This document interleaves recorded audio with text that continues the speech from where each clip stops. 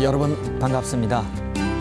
오늘부터 명리학 강의를 맡게 된 갑술 안태옥입니다.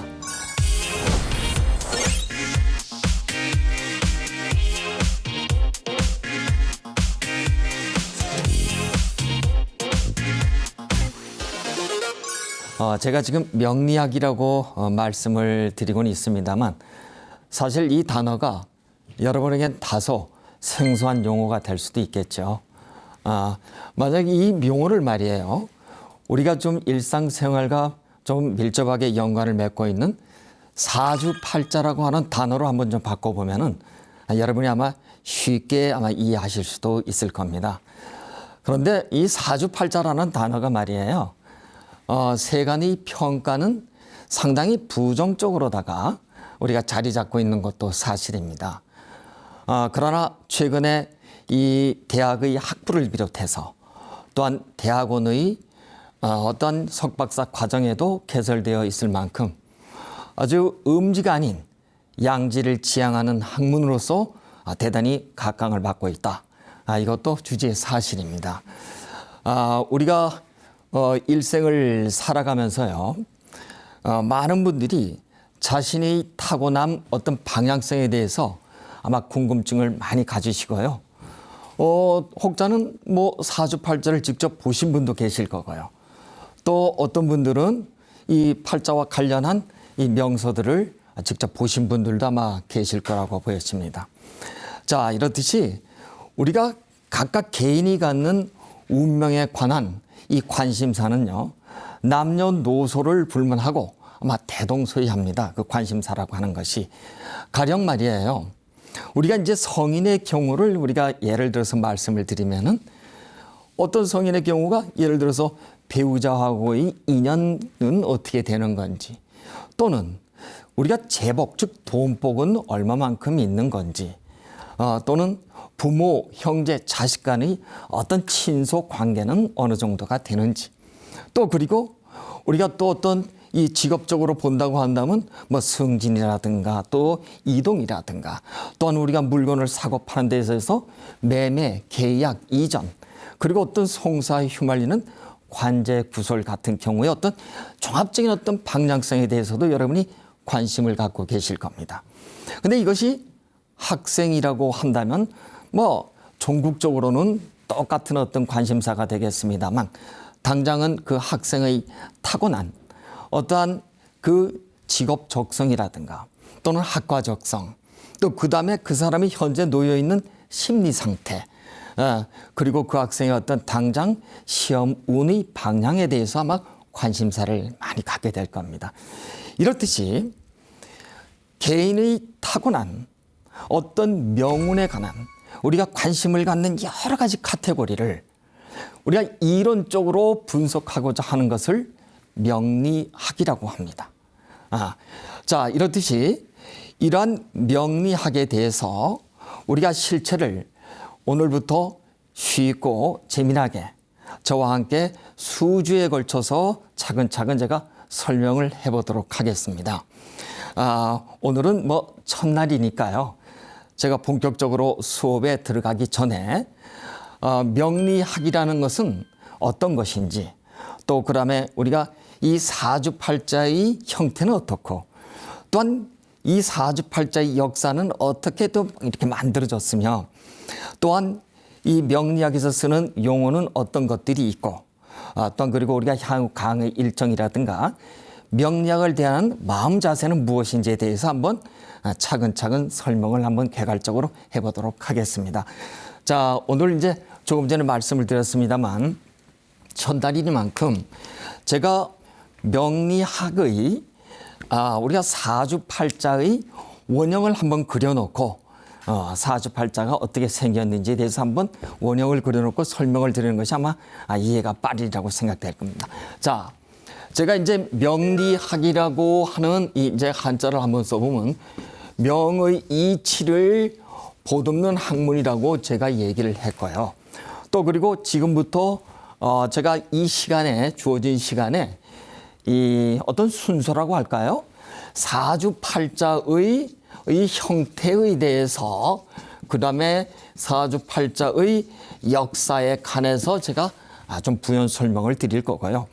또 그다음에 이 명리학에서 우리가 쓰는 하나의 용어는 어떤 것들이 있으며, 또한 그리고 우리가 이 사주팔자를 공부하는 데 있어서의 하나의 마음가짐은 어떤 것을 가져야 될 것이며, 그리고 또 우리가 또 순서적으로는 음양과 오행이라고 하는 명리학의 첫 우리가 공부 방법에 대해서 제가 지금부터 순서적으로 설명을 드리겠습니다.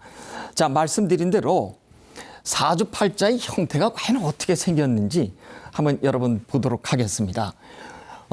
가령 이제 우리가 오늘이 2021년 5월 18일 시간을 14시라고 가정을 하겠습니다. 예를 들어서 이런 아라비아 숫자를 썼을 때 여러분은, 아니면 전 세계의 어떤 국적 풀문하고 모든 분들은 이것이 연월일시라고 하는 것을 금방 이해하실 수 있죠. 그렇죠? 그런데 얘를 가지고 우리가 사주팔자 타고난 이 명을 풀어내는 도식, 즉 사주팔자라고 하는 형태로 만들어내놓으면 아마 잘 모르실 거예요. 예를 들자면은 오늘이 연도가 2021년도는 우리가 여러분이 소띠라고 들어보셨나요? 이것을 금년에는 신축년이라고 얘기를 하고요. 월은 지금 5월 달인데 개사월이라고 얘기를 하고요. 그다음에 오늘이 18일 날은 이게 병인일이 된다라고 얘기를 하고요. 그다음에 시간은 오늘 14시는 을미시 이렇게 얘기를 하고, 제가 여기다 동그라미 하나 치겠습니다만, 이런 알듯 모를 듯 이러한 한자의 도식이 만들어진답니다. 이거는 누가 봐도 다 알 수가 있어요. 그렇죠? 근데 이것을 이렇게 한자로다가 변형을 시켜 놓으면은 전혀 모르는 얘기가 될 터인데, 이렇게 우리가 사주팔자라고 얘기하는 것은, 이 사주라고 얘기하는 것은 쉽게 말해서 네 개의 기둥이다. 이 기둥주자를 쓰거든요. 여기를 우리가 하늘이라고 얘기를 하고요. 이 아래를 땅이라고 얘기를 하는데, 이러한 하늘과 땅을, 하늘에 넉자가 있고 땅에 또 넉자가 있죠. 이렇게. 그래서 우리가 연의 하늘과 땅, 월의 하늘과 땅, 일시의 하늘과 땅, 이 하늘과 땅을 우리가 기둥이라고 얘기를 하고요. 기둥 주자를 써서 네 개의 기둥이 있으니까 사주라고 얘기를 하고, 이렇게 사주 체계에 전체 하늘과 땅에 8글자가 자리 잡고 있죠. 그래서 우리가 팔자라고 얘기를 합니다. 네, 그렇습니다. 8개의 글자가 있다, 이런 뜻입니다. 여러분 사주팔자 형식 처음 보시나요? 아마 그럴 수도 있어요. 어떤 분들은 사주팔자 하면은 상당히, 예를 들어서 우리가 아주 샤머니즘적이고 주술적인 어떤 측면에서 보면 좀 다소 붉은색도 푸른색도 막 있는 그런 아주 이상한 생각들을 하시는데, 아닙니다. 우리가 어떤 것을 풀어내기 위해서는 나름대로 방정식이 있잖아요. 공식이 있고요. 이렇듯이 이러한 연월일시를 가지고 우리의 운명을 보듬기 위해서, 방향성을 알기 위해서 우리가 만들어 놓은 것을 사주의 팔자다, 이렇게 얘기를 한답니다. 이 사주팔자는 오묘해서 모든 것이 다 들어가 있게 되겠죠. 자, 이런 사주팔자 체계를 이제 가지고서 형태를 보셨는데요. 여러분이 이 생년월일시가 말이에요. 생년월일시가 어떤 이 태양을 중심으로 해서 지구와 이 달, 이 태양을 기준으로 해서 지구와 달이 공전과 자전이 어떤 합치점에서 이러한 생년월일시가 만들어지지요. 이걸 가지고 우리가 나의 존재의 바코드다, 이렇게 얘기를 해요. 우리 모두에게 이 뒤에다가 플러스 7자리를 더하면 숫자를 더 뭐가 되나요? 주민등록이 되잖아요. 주민등록번호 되죠? 그래서 여러분은 각 개개인이 모든 것을 무엇을 가지고 있다? 존재의 바코드 가지고 있어요. 여러분 우리가 상품에 보면 바코드가 있죠? 우리 개개인에도 다 이렇게 바코드가 있답니다. 이 존재의 바코드를 우리가 이렇게 도식으로다가 한자 도식으로 만드는 사주팔자를 가지고 뭐라고 얘기한다? 운명의 방정식이다. 이렇게 얘기를 한답니다. 여러분, 이 사주팔자라고 하는 운명의 방정식에 앞서 이 존재의 바코드가 만들어지는 것은 우리가 출산을 통해서 딱 아이가 출산을 통해서 바로 첫 호흡을 통해서 우리가 이러한 존재의 바코드가 만들어지는데요. 참고로 제가 말씀드리면은 여러분이 이 아이가 한 어머니 뱃속에 있다가 태어나게 되면 답답한 데 있다 나오니까 어떻게 하겠어요? 숨을 한번 크게 한번 들이쉴까요? 아니면 내쉴까요? 어떨 것 같아요? 답답한 데 있다 나오니까. 자, 그렇습니다. 이 호흡이라고 우리가 한자를 굳이 쓰자면은 이렇게 쓰는데요. 호는 우리가 내뱉다는 뜻이에요. 음을 얘기를 하고요. 흡은 빨아들이다고 하는 양을 뜻하는 거예요.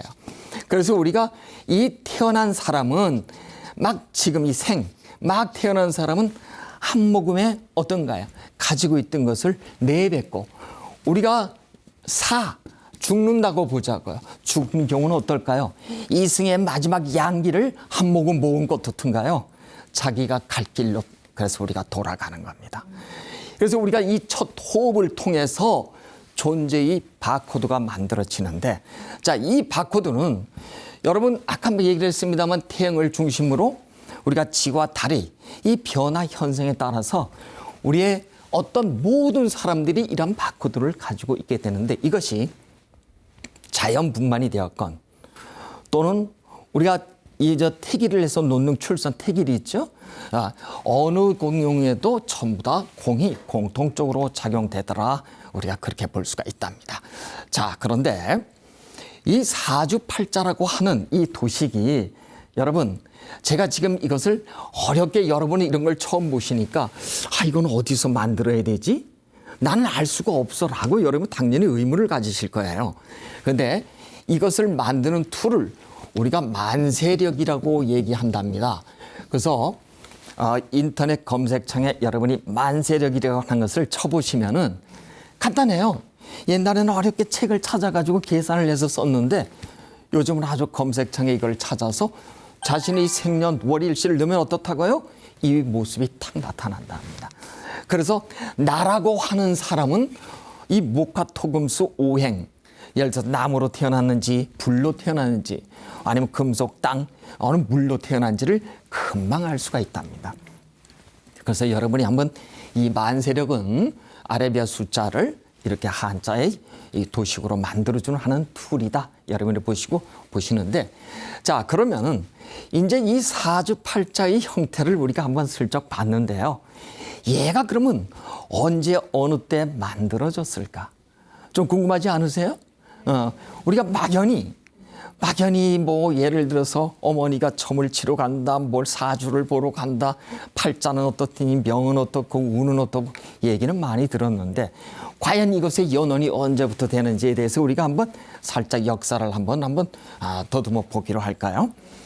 이 사주팔자가 만들어지는 것은 우리나라가 아닌 그 기원이 중국입니다. 중국은 말이에요. 우리 사주팔자 연호를 알기 위해서는 중국의 기원을 잠깐 역사를 한번 좀 알아야 되는데요. 자, 지금부터 한 5,000년 전이죠. BC 기원전으로 따르자면 한 3,000년 정도 되는 거예요. 그 이유를 가지고 우리는 전설의 시대 이렇게 얘기를 해요. 우리나라에는 전설이 단군 신화로부터 시작되죠. 중국은 반고라고 하는 이 반고 신화로부터 역사가 시작된답니다. 자, 어찌되었건 전설의 시대를 거쳐서 사망오제라고 하는 요순 하은주의 시대를 거쳐서 그리고 또 이 주나라를 거쳐서 전국 시대를 거쳐서 한나라, 그다음에 수나라, 당나라, 명나라, 청나라, 중국 이렇게까지 온답니다. 좀 복잡한 얘기가 되겠습니다만 이 역사를 얘기하기까지는 좀 고리타분할 겁니다.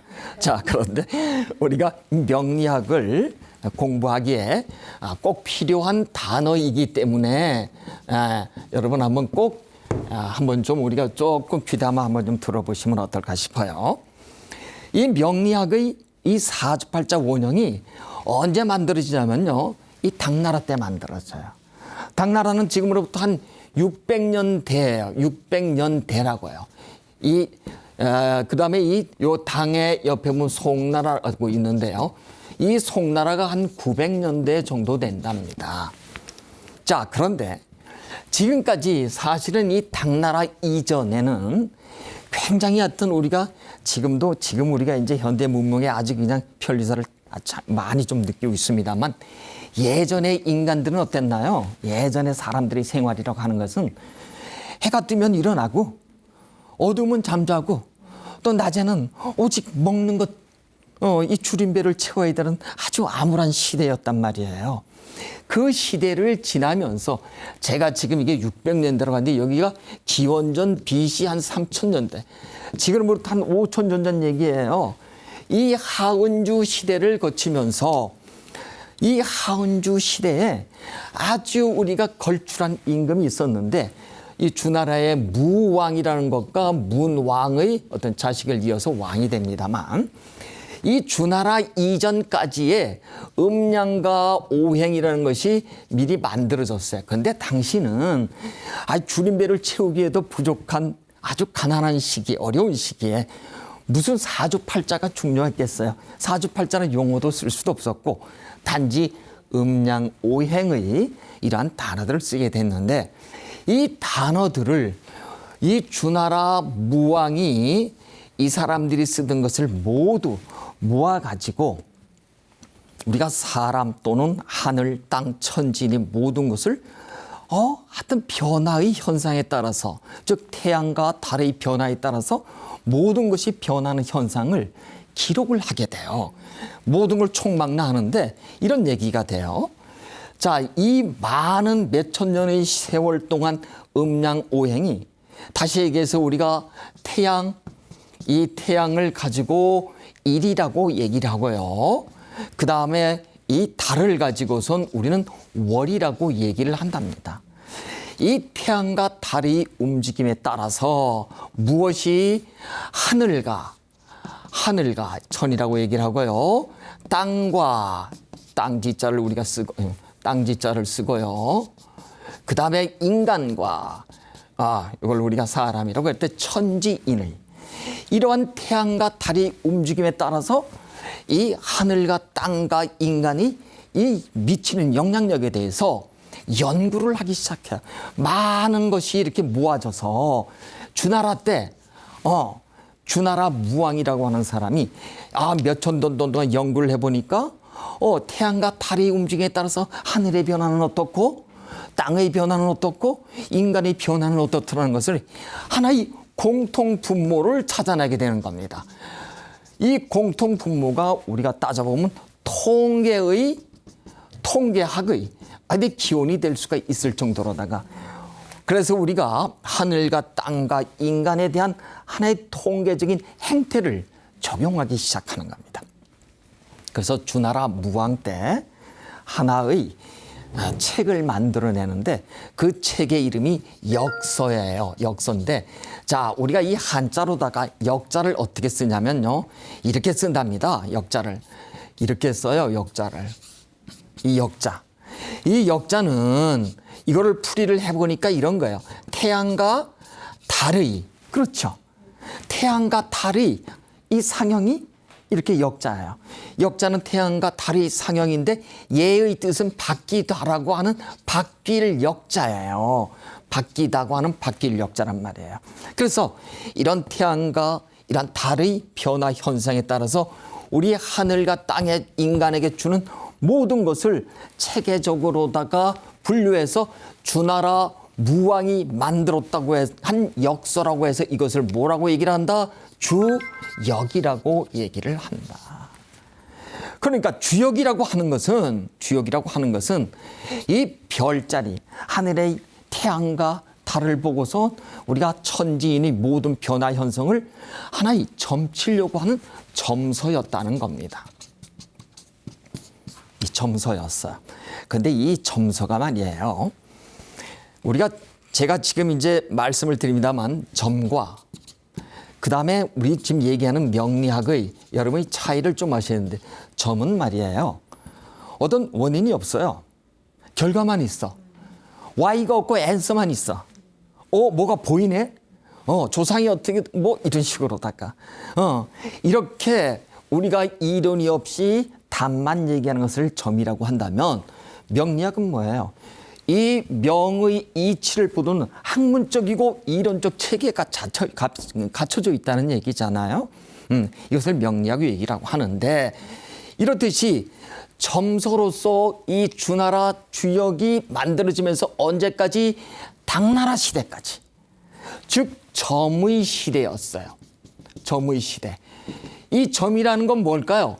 맞추는 겁니다. 맞추는 거예요. 맞추는 것입니다. 맞추는 행위. 이 맞춘다고 하는 것은 감각과 육감과 직감과 예감을 모든 것을 통틀어서 이론은 없어. 그냥 그럴 것이다라고서 하는 Y가 없이, 즉 이유와 원인이 없이 answer, 즉 답만 요구하는, 답만 추출하는 것을 우리가 점의 시대라고 얘기를 한답니다. 그런데 이 점의 시대에서 드디어 어떤 시대가 운명의 이치를 보돋는, 다시 얘기해서 점의 시대에서 어느 시대로? 우리가 푸는 시대로 오는 거예요. 푸는 시대. 무엇을? 운명의 이치를. 그러려면 잘된 논리와 학술적 체계가 갖추어져 있어야 되잖아요. 그 체계가 바로 언제 만들어지나? 당나라 때 만들어진답니다. 그러니까 오늘날 우리의 사주의 원형은 어떻다고요? 이 원형은 이 당나라 때 만들어져요. 그 이전까지는 전부 다 이 주역을 가지고선 여러분, 주역에 64 괴가 있어요. 주역의 논리는 우리가 이 역을 가지고 태양을 가지고 이 양이라 그러고 이 달을 가지고 음이라고 얘기를 하거든요. 음양의 논리를 가지고선 주역의 점을 만들었는데 이 주나라 시대 때 무왕을 통해서 만들어진 것이 전국 시대 때 공자님이 보시고선 너무 좋은 거야 이것이. 그래서 공자님이 가지고선 가족군이 세 번 끊어질 정도로 주역을 열심히 봤다 해서 유편삼절이라고 하는 단어가 생길 정도로다가 이 우리 오늘날까지 동양인들의 사고 방식에 우리가 이 주역이라고 하는 것은 어떻던가요? 음양의 사고 방식은 아주 기절을 이루게 되는 획기적 사건이 있었습니다만, 그러나 어디까지나 점이라고 하는 맞추는 것에서 우리가 푸는 학문인 오늘날의 명리가 오기까지는 많은 시간이 걸렸다는 거예요. 그래서 우리가 이제 오늘 지금 설명을 드릴 이 명리학의 지금부터 본류에 들어가는 당나라와 송나라 때 아주 걸출한 두 사람을 우리가 꼭 짚고 넘어가야 된답니다. 자, 당나라 때 이허중이라고 하는 사람이 있었고요. 그 다음에 조금 이제 900년대에 가면 송나라 때 우리가 서자평이라고 하는 사람을 눈여겨보셔야 되는데요. 자, 이허중이라고 하는 이 당나라 때의 사람은 우리가 지금까지 봤던 이 점서 형태, 즉 원인도 없고 이유도 없고 답만 추구하는, 그래서 우리가 여러분 이 주역을 가지고 64쾌를 가지고서 여러분이 점을 칠 때 어떻든가요? 이런 통에다가 64개의 쾌사를 넣어서 대나무 꼬지를 넣어서 막 흔들다가 하나를 쑥 뽑죠? 이거를 우리가 주역점이라 그래. 근데 어떻게 잘못하다가 뚝 떨궈서 통이 깨져버려. 이걸 뭐라 그래? 산통이 깨진다 그래. 그래서 우리가 주역으로부터 산통이라는 얘기가 나오는데 어찌 되었건 간에 우리가 이 당나라 때의 이허중 명서를 통하여 이런 사주팔자, 그러니까 이때 이 당시에 이허중이나 이 서자평은 고민을 했던 거예요. 인간의 운명을 보듬는 것을 우리가 앤서가 뿐만 아니라, 즉 답뿐만 아니라 원인이 무엇인가를 따지는 이것을 학문적으로 만들 수 없을까 해서 아주 고민해서 만들었던 것이 이러한. 그런데 우리가 여러분 혹시 당사주라는 얘기 들어보셨나요? 들어보셨죠? 당사주는 뭐예요? 무엇을 기준으로 보냐 하면 이허중이가 만들었던 이 당사주는 무엇을 기준으로 봤냐면 우리가 연의 하늘과 땅, 여기가 원래 자리로 본다면요, 조상 자리예요. 여기가 부모 자리고, 여기가 나의 배우자의 자리고, 여기가 자식 자리랍니다. 이 당나라 때 당사주는 말이에요, 무엇을 기준으로 봤냐면 띠를 기준으로 봤어. 왜? 그 당시는 신분이 세습의 시대였기 때문에 내가 능력이 없어도 누구의 능력? 부모의 능력, 조상의 능력이 세습됐으니까. 그렇죠. 산홍공상에서 벼슬아치만 인간 대접을 받았던 시대에 조상을 잘 만난다는 게 얼마나 복이었겠어요. 그렇죠? 자, 여러분, 제가 이렇게 한번 좀 말씀을 드려볼게요. 결혼할 때 혹시 띠가 원진이 있네, 규문이 있네 이래서 그 말씀 들어보신 적이 있죠? 네. 그거 본답니다. 그것은 뭐냐? 띠로다가 우리가 내 운명을 보듬고자 하는 것, 더듬고자 하는 것이 뭐예요? 바로 당사주 체계예요. 그래서 우리가 띠로다가 자신의 운명을 보려고 하는 것을 우리가 당사주 체계라고 하는데, 자, 이 당사주의 단점은 뭐예요? 내가 아닌 누구를 본다? 나의 조상 너를 보는 거야. 너를 기준으로, 너의 덕으로 내가 얼마만큼 잘 먹고 잘 사냐를 보는 거야. 자, 그런데 시간이 좀 흘러서 송나라 시대가 되었어요. 이게 600년 되고 지금으로 이제 900년 되잖아요. 송나라 시대에 걸출한 한 사람이 있었으니 그 사람 이름이 서자평이에요.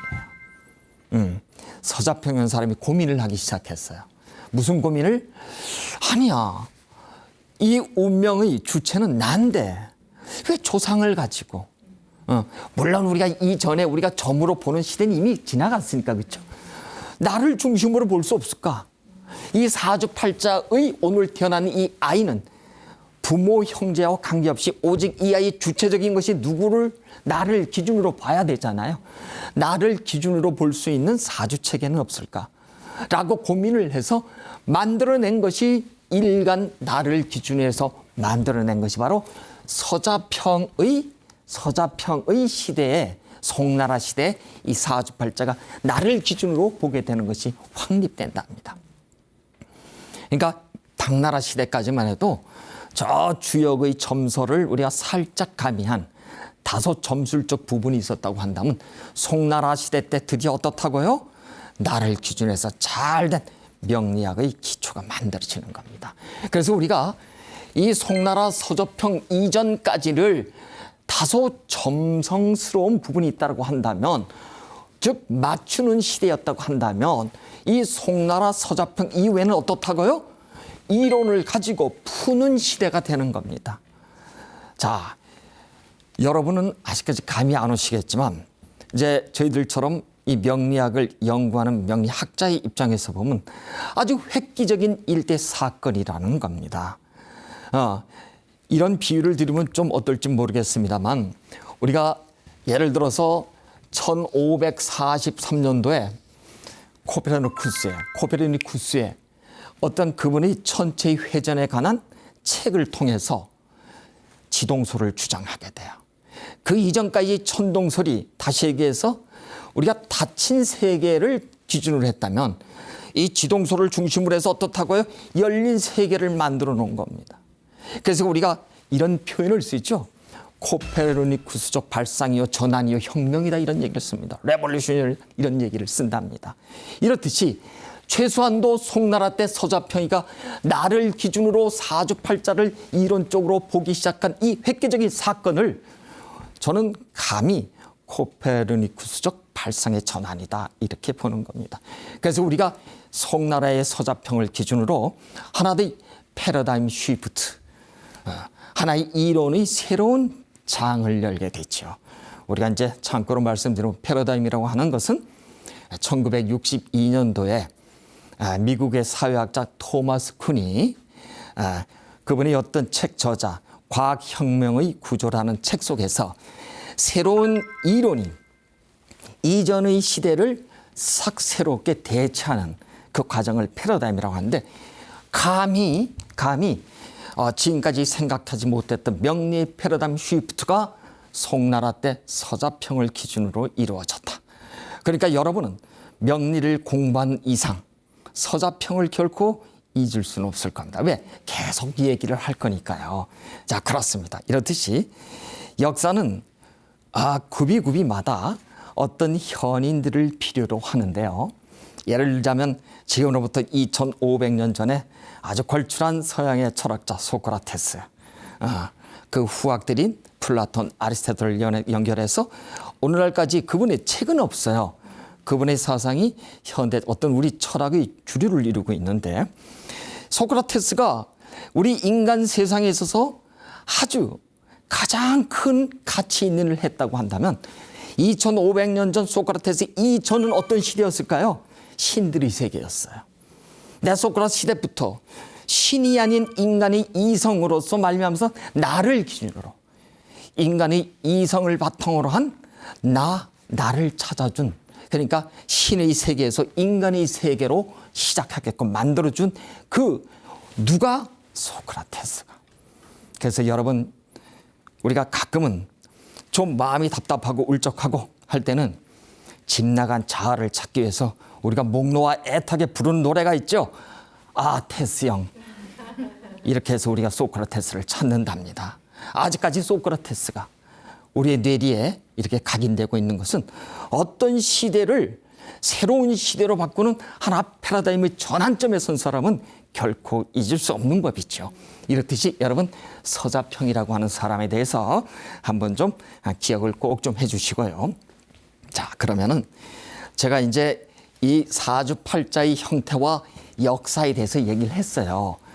자, 그러면은 조금 따분했었을 거예요. 하지만 지금부터는 우리가 명리학의 그러면 두 번째 용어는 어떤 것들이 있을까? 좀 한번 좀 살펴보기로 할까요? 명리학의 용어에는 말이에요. 얘를 우리가 위를 하늘이라고 얘기를 하고 아래를 땅이라고 하고, 이걸 우리가 사람이 들어간 공간에서 우리가 이걸 어떤 지장간 땅속이라고 얘기해서 천지인의 어떤 동태라고 얘기를 하는데, 여기가 조상의 자리요, 여기가 부모의 자리요, 여기가 나의 자리요, 여기가 자식의 자리요. 연월일시로 이렇게 구분을 우리가 좀 할 수가 있고요. 그리고 우리가 이제 그러니까 얘를 가지고 우리가 지금 아까 용어를 쓰는데요. 일간이라고 하는 용어를 쓰고요. 아까 처음부터 얘기를 했습니다만 음양오행에 대한 공부라 그랬어요. 그렇죠? 그래서 음양오행에 대한 이런 용어를 앞으로 좀 많이 쓸 거고요. 그 다음에 얘처럼 또 일간이라고 하는 나에 대한 얘기를 할 거고요. 그 다음에 이 음양오행이라고 하는 것이 서로가 도와주고 서로가 뺏고 빼앗고 하는 그 과정을 우리가 생극재화라고 하는 단어를 쓸 거고요. 그 다음에 나라고 하는 얘가 우리가 몸이 건강하다 약하다 얘기하듯이 사주팔자 구성상 얘가 강할까 약할까를 논하는 것을 신강하다 신약하다 이런 단어를 우리가 쓸 거고요. 예를 들어서 사람도 강하면 밖에 나가서 열심히 뛰어놀 수 있을 거고, 약하면 어머니가 보약을 지어주죠. 그렇듯이 보약의 개념에 해당하는 용신이라는 뜻이 있을 거고요. 그리고 이제 사람도 생김새가 다 있어요. 사주팔자도 생김새가 있어요. 그래서 우리가 이 사주팔자 원형 네 글자를 옛날에는 뭐라고 얘기를 하냐면 꼴이라 그랬어. 꼴. 근데 나라고 하는 것이 타고남이 있잖아요. 그 방향성이 있어. 내성적인지 외향적인지 이렇게 하는 자기의 어떤 하는 행동을 우리가 갑이라고 얘기를 해. 그래서 우리가 옛날에 꼴값한다 이렇게 얘기를 해. 내가 공부할 꼴로 태어났는데 내가 장사한다고 그래. 그럼 꼴값하네. 요즘 꼴값이라 나는 어떨까요? 부정적 의미로 쓰이고 있죠. 이 아이는 꼭 장사를 해야 될 아이인데, 이 아이는 사업가로 나갈 아이인데 아버지가 굳이 아이를 벼슬했다고 공부를 시키려고 그래. 공부가 될까요? 꼴값이 안 맞는 거야. 꼴의 값이 안 맞는 거예요. 그래서 우리가 꼴값에 해당하는 격구, 다시 얘기해서 사주팔자에 생긴 꼬라지를 얘기를 하는 거예요. 이 격국. 그러니까 이 정도만 여러분이 안다면 여러분이 사주팔자를 90%풀 수가 있어요. 근데 가장 중요한 것이 그 다음에 뭐냐? 그러면 나를 기준으로 각각의 관계가 있잖아요. 그 관계를 푸는 하나의 기재 툴이 뭐냐면 십성이라고 얘기를 한다. 그러니까 사주팔자를 통해서요. 여러분이 공부를 할 때 음양오행, 일간, 생격자, 신강신약, 용신, 격국, 십성만 여러분이 알고 계시면은 여러분은 사주팔자에 접근하는데 전혀 문제가 없더라. 자, 그런데 제가 말씀을 이렇게 쉽게 드렸지만 실제 공부하다 보면 굉장히 어렵잖아요. 자, 우리가 이제 이 사주팔자를 공부를 하다 보면은 세 가지 관점에서 우리가 접근을 하셔야 돼요. 이 세 가지 관점이 뭐냐면 첫 번째가 육친의 관점이 있고요. 두 번째가 사회적 관점이 있고요. 세 번째가 심리적 관점이 있어요. 자, 이 육친의 관계는 나를 비롯해서 부모, 형제, 그 다음에 누구? 가장 중요한 누구? 배우자. 이게 제일 중요해요. 어떻게 보면은. 따져보면은요. 그래서 그런 관계를 살피고 이 사회에서 우리가 사회적 관점에서 따지고 이 관점이 지금 세 개가 있는 거예요. 얘네들을 가지고 이 사주팔자의 원국을 이용해서 우리가 보고자 하는 것은 관점이 세 개인데 사회적 관점은 뭘까요? 여러분 살면서 필요한 게 뭐예요? 돈. 그 다음에 돈을 벌기 위한 뭐예요? 직업. 이것이 사회적 관점이에요. 자, 그런데 심리적 관점에 가보면은 무엇이 있나요?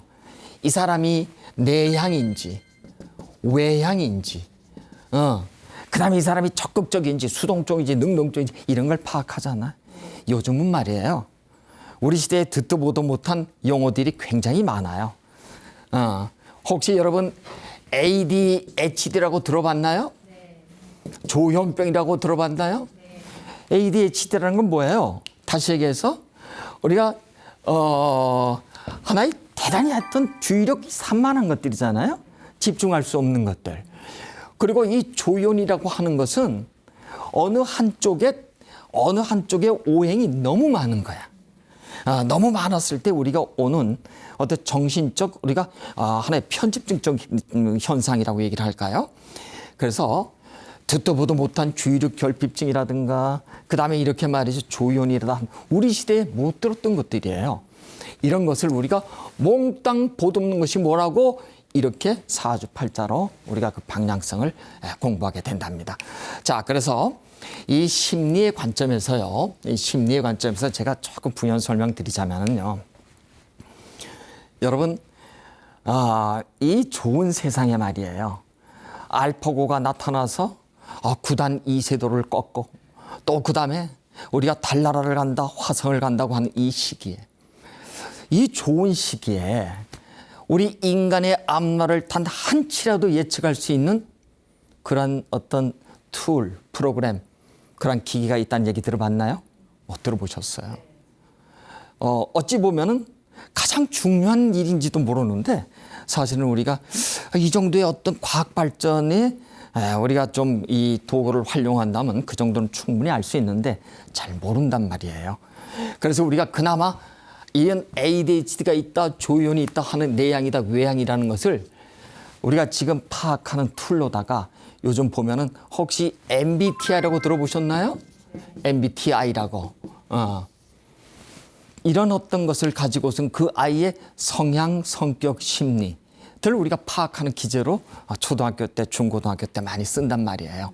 1921년도에 여러분 심리학자 유명한 프로이트라는 분 아시죠? 들어봤어요, 그렇죠?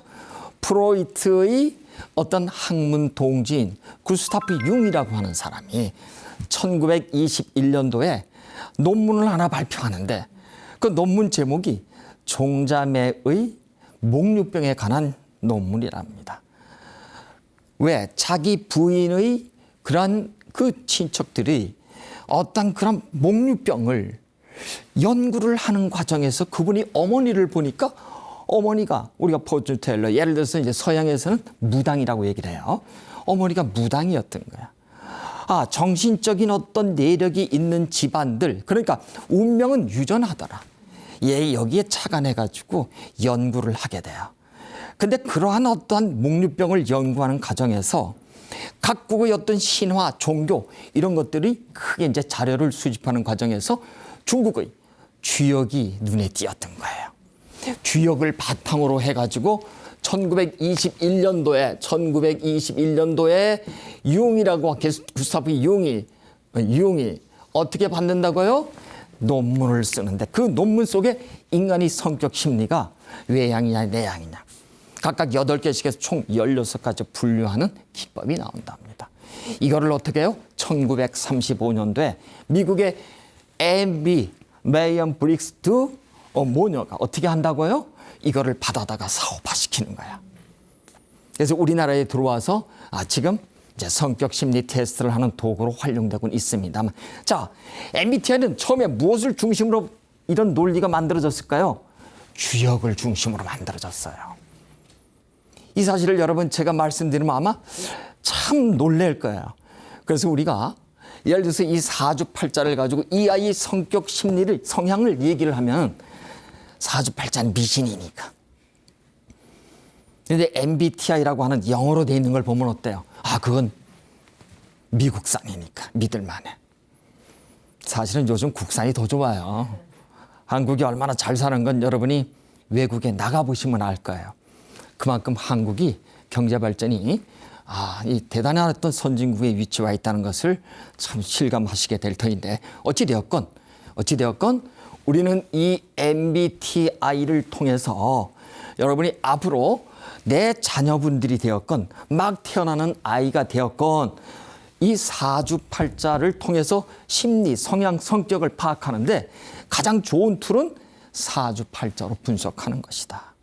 그래서 여러분 우리가 조금 후에 또 설명을 드릴 수도 있겠습니다만 이 아이가 ADHD로 태어나지 않도록 하기 위해서 우리가 요즘 하는 일들이 있죠. 출산택일이에요. 출산택일요. MBTI로 출산택일 알 수 있나요? 몰라요. 예로 알 수가 있어요. 몇 년도 몇 월 며칠. 그러니까 차라리 생년월일시를 점찍지 말고 10개월 전에부터 임신을 하는 단계에서부터 어떻게 한다고요? 입퇴택일을 하는 거예요. 그래서 나는 세팅을 시켜서 만들어내는 거야. 그러니까 아까 얘기를 했어요. 그것이 자연분만이 되었건 우리가 제왕절가 되었건 운명에 미치는 영향력은 어떻다? 똑같다는 거예요.